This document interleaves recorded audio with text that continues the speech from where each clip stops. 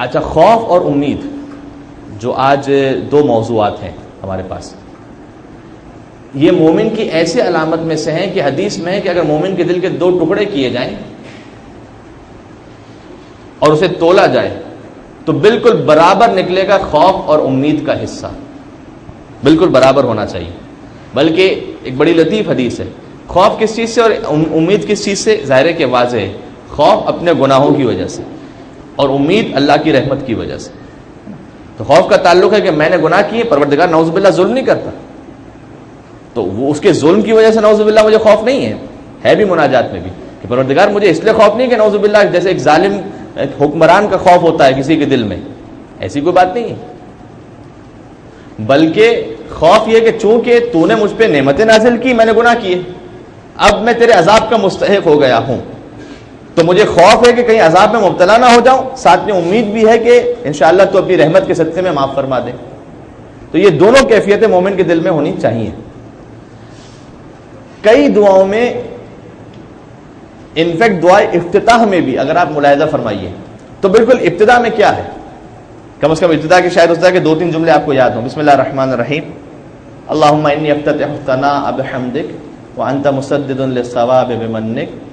تیسرا جملہ، وایقنت انک انت ارحم الراحمین فی موضع العفو والرحمہ واشد المعاقبین فی موضع النکال والنقمہ. یہی امید اور خوف. پروردگار مجھے یقین، ایقنت انک انت ارحم الراحمین فی موضع العفو والرحمہ، جہاں رحم کرنے کا موقع آ جائے تو تو سب سے زیادہ رحم کرنے والا ہے. واشد المعاقبین فی موضع النکال والنقمہ، لیکن عذاب کا موقع ہو تو تیرا عذاب بھی سب سے زیادہ شدید ہے. تو ایک طرف رحمت کی امید بھی ہے لیکن اس کے عذاب سے خوف بھی ہے. حدیث میں ہے، ملاحظہ فرمائیے گا کہ اگر خوف اور رحمت کی کیفیت کیسے ہونی چاہیے، اگر پوری دنیا میں یہ اعلان کر دیا جائے، حدیث معصوم کا مفہوم گزارش کر رہا ہوں کہ سب کے سب جہنم میں جائیں گے، صرف ایک اللہ اسے جنت میں بھیجے گا، ایک انسان کو. فرض کیجئے ایسا اعلان ہو جائے. امام نے فرمایا کہ تمہارے دل میں رحمت کی وہ امید ہو کہ شاید وہ ایک میں ہی ہوں گا، شاید اللہ مجھے ہی اپنی رحمت سے انشاءاللہ بھیج دے گا جنت میں. اور دوسری جانب خوف بھی ایسا ہو، امام معصوم نے فرمایا کہ اگر یہ اعلان ہو جائے کہ سب کے سب جنت میں جائیں گے، صرف ایک بد نصیب ایسا ہے جو جہنم میں جائے گا، تو تمہارے دل میں ایسا خوف ہو کہ کہیں وہ میں ہی تو نہیں ہوں، کہ ساری دنیا جنت میں چلی جائے، میں ہی اکیلا جہنم میں چلا جاؤں. تو یہ مشکل کام ہے، اتنا آسان نہیں ہے. یہ دونوں کیفیتوں کو ایک ساتھ جمع کرنا جناب امیر کے لیے ان کے معجزات میں سے کہ جامع الازداد، مولا علی علیہ السلام میں متضاد صفات آپس میں جمع تھیں. ایک ہی علی ہیں لیکن اتنے رحم دل کہ یتیم کی آنکھوں میں آنسو دیکھیں تو علی برداشت نہ کر پائیں، اتنا نرم دل. اور شجاعت کا وہ عالم کہ ہزاروں کا لشکر علی کے سامنے آ جائے تو لشکر کے قدم اکھڑ جائے اور علی کے قدم ثابت قدم رہ جائیں. تو ایک طرف عام طور پر ہوتا کیا ہے کہ جو جس کا دل سخت ہوتا ہے وہ مثال کے طور پر ہوتا ہے کہ یتیم کو دیکھ کر، باقی کسی اور کو دیکھ کر اس پہ اثر نہ پڑتا ہو، اتنا اس کا دل سخت ہو گیا ہوتا ہے نا، ایسا جو آپ لوگ بدماش ٹائپ کے لوگ ہوتے ہیں. اچھا، دوسری طرف سے جو دوسرے قسم کے افراد ہوتے ہیں وہ ہو سکتا ہے کہ جہاد کے معاملے میں پیچھے ہوں، جو چیریٹی کے معاملے میں آگے ہے وہ جہاد کے معاملے میں اس کا دل نرم ہے. آپ ملاحظہ فرمائیے، میدان جنگ میں مجاہد بن کر جانا اور مسجد میں نمازی بن کر آنا، بظاہر کیفیتوں میں بڑا فرق ہے. اس لیے کہ مسجد میں انسان اللہ کے سامنے آتا ہے تو شانے جھکا کر آتا ہے، دل میں تواضع رکھ کر آتا ہے، خوف خدا کے ساتھ آتا ہے. اور مجاہد بن کر جب میدان جنگ میں جاتا ہے تو ہمت اور جرأت اور شجاعت کے ساتھ جاتا ہے. اب آپ دیکھیے کتنی متضاد صفات ایک ساتھ جناب امیر میں جمع ہو گئی کہ اگر میدان جنگ کا مجاہد دیکھنا ہو اور دوسری جانب، اچھا اس کو ساتھ میں ایک اور چیز کا اضافہ کر دیجئے. ابھی تو 2 چیزیں میں نے بیان کی، مسجد اور میدان جنگ، ساتھ میں ایک اور چیز علم. اگر کوئی انسان بہت بڑا بہادر ہو نا، جنگجو، عام طور پر ہم نے دیکھا ہے کہ وہ جاہل قسم کے لوگ ہوتے ہیں، علم وغیرہ نہیں ہوتا ان کے پاس اتنا. یہ جتنے بھی دنیا میں یہ جو بادشاہ گزرے نا، اورنگزیب اور اکبر، ہلاکو خان، پتہ نہیں ایسے ان کو تو شجاع کہنا بھی غلط ہے، لوگ سفاک تھے، درندے تھے، لیکن علم کا کوئی ایک جملہ ایسا کہ جو دنیا کے کام آ سکے ایک جملہ بھی انہوں نے نہیں دیا۔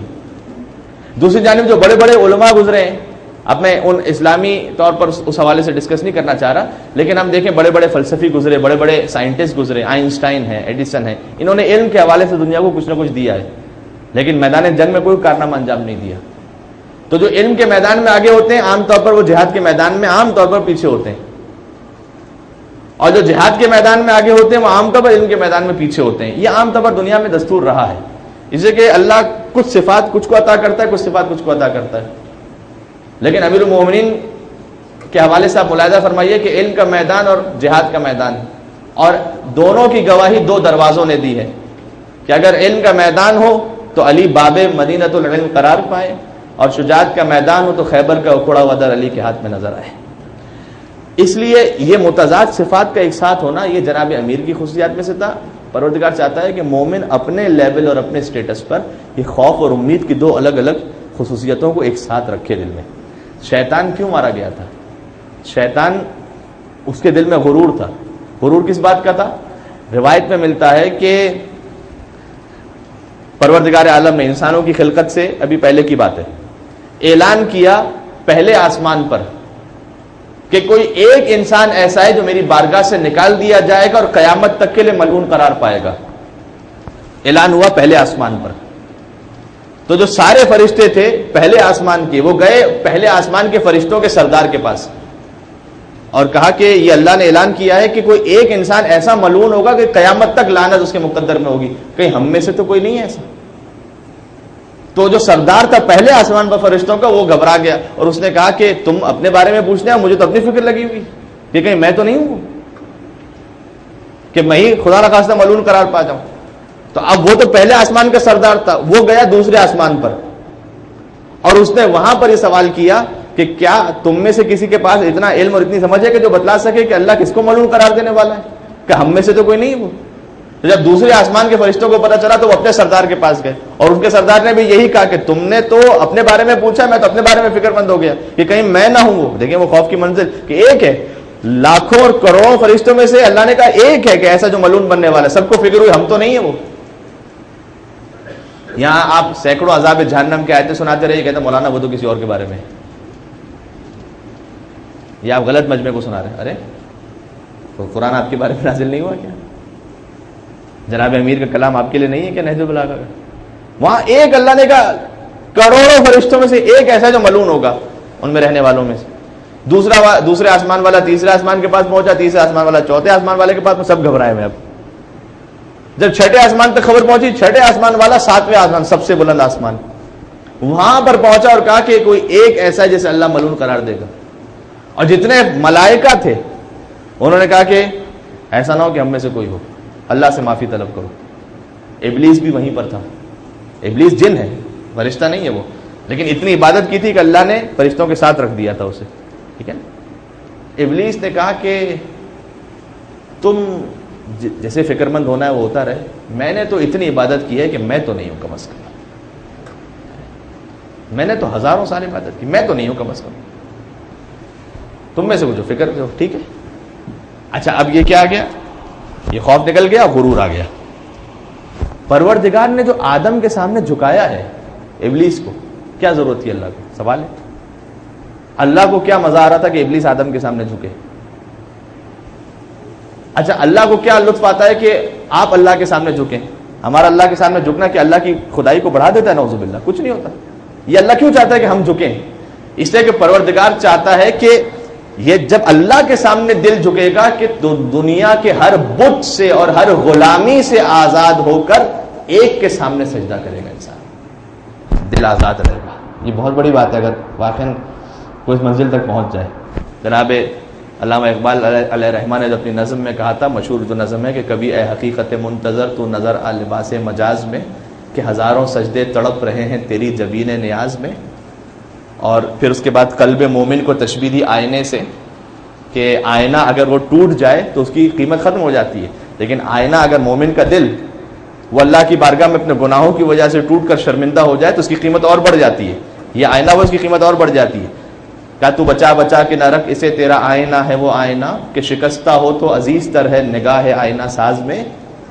اور پھر فرمایا کہ یہ جو میرے موضوع سے متعلق ہے کہ جو میں سر پر سجدہ ہوا کبھی تو زمین سے آنے لگی صدا، کہ تیرا دل تو ہے صنم آشنا، تجھے کیا ملے گا نماز میں.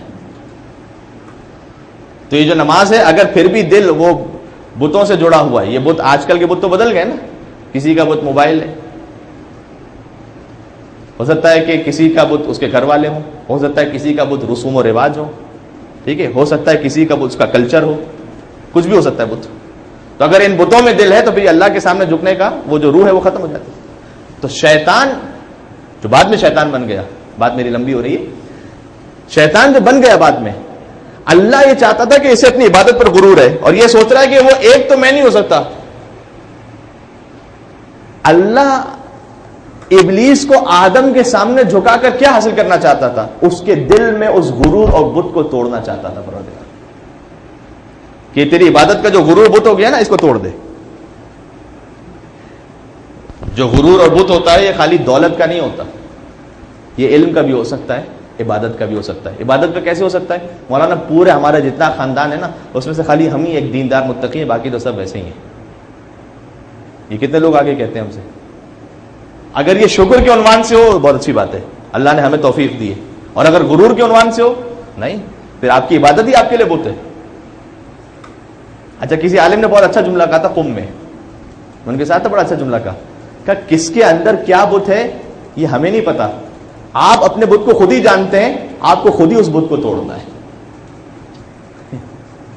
مجھے نہیں پتا نا کہ آپ کے دل میں کون سی چیز بت بنی بیٹھی ہوئی ہے. ہو سکتا ہے جو میرے لیے بت ہو وہ آپ کے لیے نہ ہو، جو آپ کے لیے بت ہو میرے لیے نہ ہو.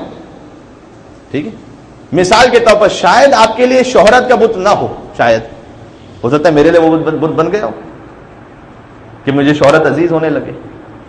ٹھیک، تو مجھے اپنے بت کو توڑنا ہے، آپ کو اپنے بت کو توڑنا ہے. اور ہمارے اللہ نے کہا کہ آدم کے سامنے جھک جا، تیرا بت عبادت کا جو بت تو نے اپنے دل میں بنایا ہوا نا وہ ٹوٹ جائے گا. اب تو جھک گیا، کسی کے سامنے جھکا تو. پروردگار اسے مٹی سے پیدا کیا، مجھے آگ سے پیدا کیا، یعنی اس کا مطلب یہ کہ بت باقی رہ گیا، اب قیامت تک ملعون ہو گیا. کیوں؟ اس لیے کہ اپنے بارے میں سمجھا تھا کہ سب تو عذاب میں مبتلا ہو سکتے ہیں، میں نہیں ہو سکتا.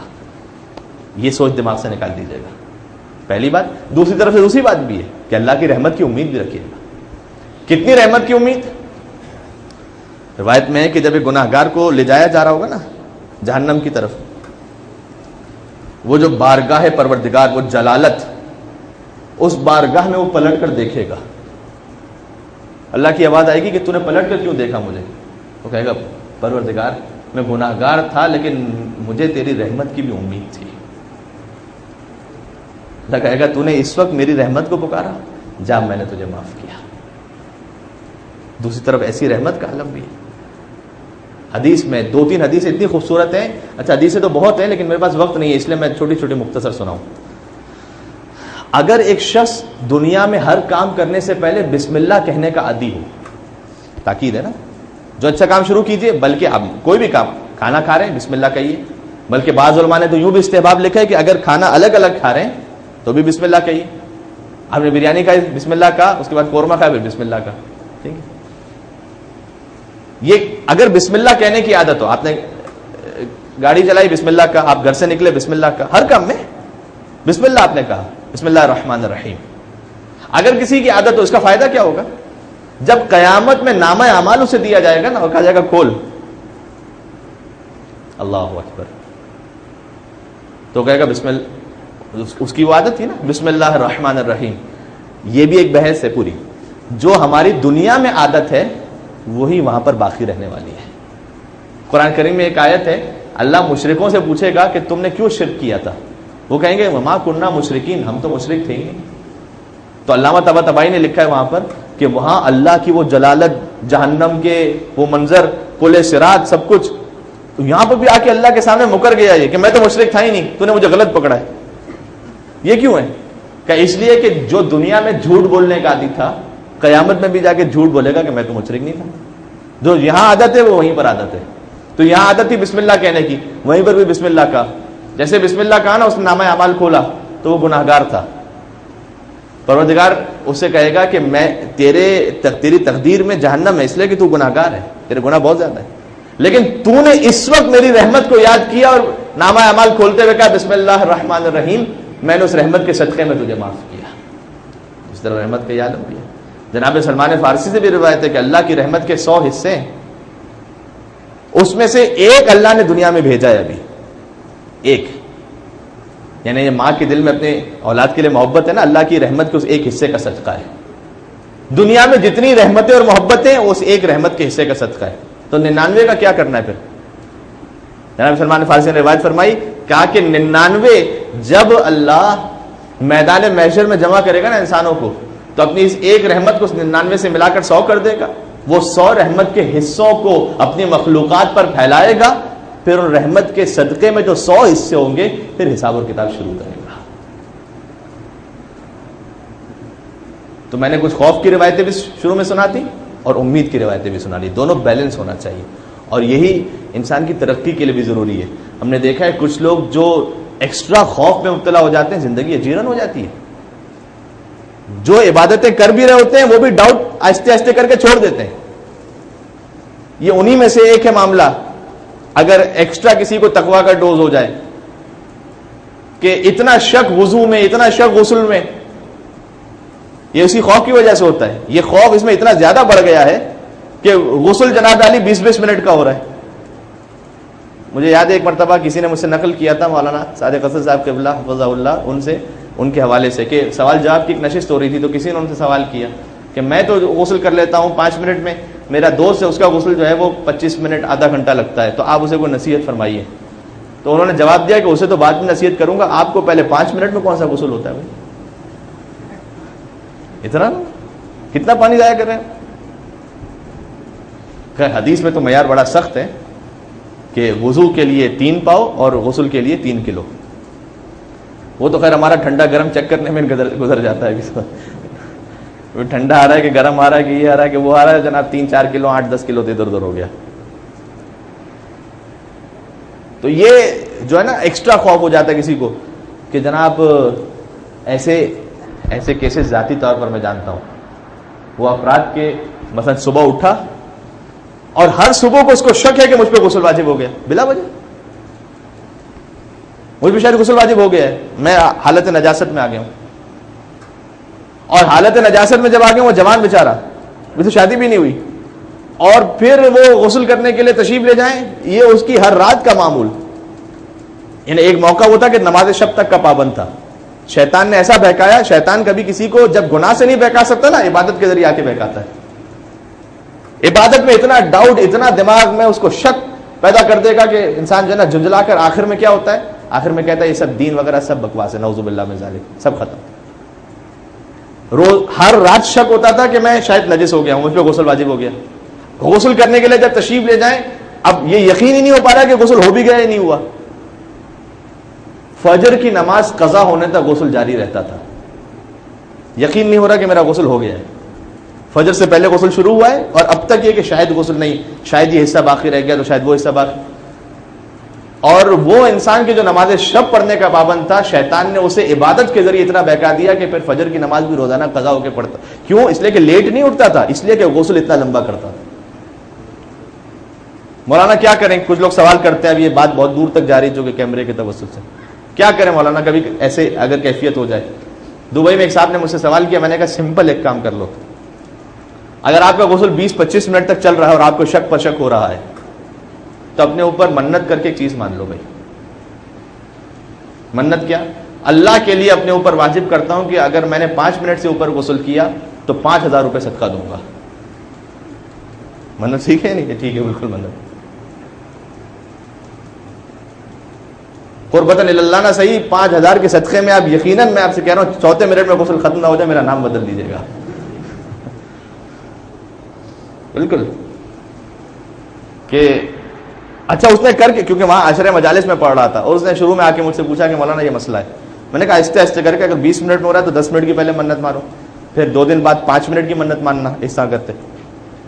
جب عشرے کے آخر میں ملا تو خود اس نے آ کے کہا کہ مولانا بالکل مسئلہ حل ہو گیا، 5000 کے صدقے میں ایسا حل ہوا ہے، بالکل میں سیدھا ہو گیا ہوں. یہ اچھا بات پھر وہ کہیں اور نکل جائے گی. میں سر بہت زیادہ تو میں مجلس مختصر کرنا چاہتا تھا. یہ علماء اخلاق کا طریقہ بھی تھا، اپنے آپ کو سزا بھی اسی طرح دیا کرتے تھے. کچھ لوگ کہتے ہیں نا کہ مولانا ہم گناہوں سے اپنے آپ کو بچا نہیں سکتے. سزا کیسے دیں اپنے آپ کو؟ سزا اس طرح سے دیں کہ کوئی بہت اچھی خاصی بڑی منت مان لیں. یہ نہیں کہ 5-10 روپے کا صدقہ، پھر تو آپ صدقے بھی مزے سے دیتے رہیں گے، غلط کام بھی مزے سے ہوتا رہے گا. 5 روپے سے 10 روپے سے کیا ہوتا ہے، 100 روپے سے کیا ہوتا ہے. یہ نہیں، کوئی ایسا کہ جس سے آپ کا دل تھوڑا سا لرز جائے کہ یار یہ رقم جاری ہے. یہ اپنے اوپر غیبت بہت ہوتی ہے. للہ علیہ، یہ والی منت جو واجب ہو اس کو پورا کرنا، نہ ہو تو کفارہ ہوگا. پھر میں اللہ کے لیے اپنے اوپر واجب کرتا ہوں کہ اگر میں نے ایک غیبت کی، یا تو کوئی اچھی خاصی اماؤنٹ رکھ دیں. اس میں بھی بہت سے لوگ پھر وہ کہتے ہیں کہ اماؤنٹ دے دیں گے، مسئلہ نہیں ہے، چلو 5000 روپے صحیح. اس میں بھی کبھی کبھی شیطان بہکا دیتا ہے. دوسری طرف سے آ جائے پھر جسم کو کوئی زحمت دیں، سختی دیں. رمضان کے بعد میں اگر میں نے ایک غیبت کی، میں فی غیبت 3 روزے رکھوں گا. تو آپ کا نفس خود کہے گا ابھی رمضان ابھی 30 دن بڑے مشکل سے گزرے ہیں، ابھی سدھر جاؤ، غیبت نہیں کرنی اب. ٹھیک، اپنے آپ کو سزا دیں خود. اگر میں نے فلاں گناہ کر لیا، میں اللہ کے لیے اپنے اوپر واجب کرتا ہوں، میں 11 رکعت والی پوری نماز شب پڑھوں گا. ٹھیک ہے، یہ جب آپ نے اپنے نفس کو سزا دینا شروع کریں گے، شیطان بھی آپ سے ہار، میں کہہ رہا ہوں شیطان آپ سے ہار جائے گا. وہ کہے گا جناب اس کو تو میں گناہ کی طرف لے کے جاتا ہوں، یہ تو 3 اور عبادتیں کر کے بیٹھ جاتا ہے. ایک عالم دین تھے، وہ نماز کے لیے نکلے فجر کا وقت بالکل. اب وہ نماز کے لیے جا رہے تھے تو اندھیرا ہوتا تھا، ظاہر اس زمانے میں تو سسٹم نہیں تھا ایسا الیکٹریسٹی کا. کوئی گڑھا آ گیا اور اس میں گر گئے. جب گڑھے میں گر گئے تو ظاہر لباس سارا سب خراب ہو گیا. انہوں نے کہا کیسے اس میں مسجد میں جاؤں، واپس پلٹ آئے، لباس تبدیل کیا. اچھا جا رہے تھے اس وقت جب نماز شب کا وقت ہے، یعنی فجر کا وقت باقی تھا. تو پھر اپنے آپ سے سوچا کہ ابھی ایک مرتبہ ایسا ہوا ہے تو میں کہ اللہ کی عبادت چھوڑ دوں. چلو لباس بدل لیا، اپنے جسم کو پاک کیا، واپس نکلے تو کہیں اور کوئی گڑھا تھا کیونکہ بارش ہوئی تھی، تو اس میں جا کے گر گئے. انہوں نے کہا بھائی یہ کیا بات ہو گئی. پھر واپس تشریف لائے، یہ سچا واقعہ ہے. واپس تشریف لائے اور پھر سوچا کہ نہ جاؤں مسجد میں، آج فجر کی گھر ہی میں پڑھ لوں. پھر سوچا کہ اگر قیامت میں نامہ اعمال میرا ترازو میں تولا گیا اور یہی شاید اسی ایک فجر کی وجہ سے بچنے والا ہوا تو سب برابر ہوں، نیکی اور گناہ، اور ایک فجر خالی میری زیادہ ہوتی تو میں بچ جاتا. اگر ایسا ہوا تو پھر کیا ہوگا. چلو ٹھیک ہے پھر چلتے ہیں. اب پھر جب جانے لگے تو راستے میں ایک شخص چراغ لے کے کھڑا ہوا تھا.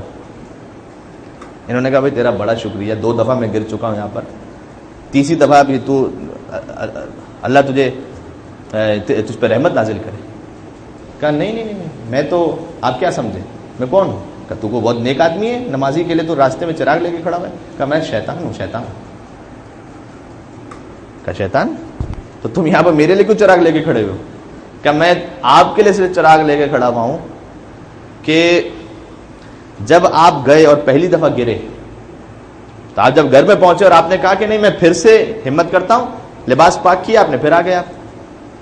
اللہ نے آسمانوں میں اعلان کیا کہ آج اس نے میری خاطر یہ جو میری خاطر قربانی دی اپنے نفس کی، تو گزشتہ دن کے جتنے اس نے گناہ کیے تھے یا کوئی غلط کام ہو گیا تھا غلطی سے جو بھی، وہ میں نے اسے معاف کیا. آپ کے ایک دن کے گناہ معاف ہو گئے.